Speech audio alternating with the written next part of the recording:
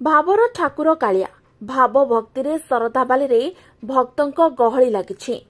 कालिया दर्शन रे विभोर भक्त आतुर भक्त दर्शन पाई व्याकुल। अनेक भक्त सरधाबाली रे महाप्रभुंक उद्देश्य रे दीपदान करुछंती। एथिपाई दीप पसरा पड़ी। माटी दीप भल घिओ नख बलिता कर्पूर डालारे सजाड़ी दीप दोकानी डाकुछि माँ दीपटिए नियो दीपटिए नियो। श्रद्धारे बसी सरदाबाली रे दीप बिकुछंती महिला एवं पुरुष। धाड़ी धाड़ी होई दीप पसरा पकाई बसिछंती। कालिया पाखरे दीप बिक्री करी परिवार चलाउछंती एमाने।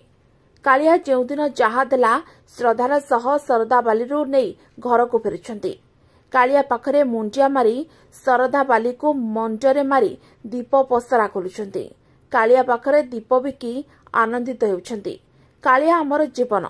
दीप घिओ बास्नारे सरदाबाली महकिबा सहित आध्यात्मिक परिवेश सृष्टि होइछि।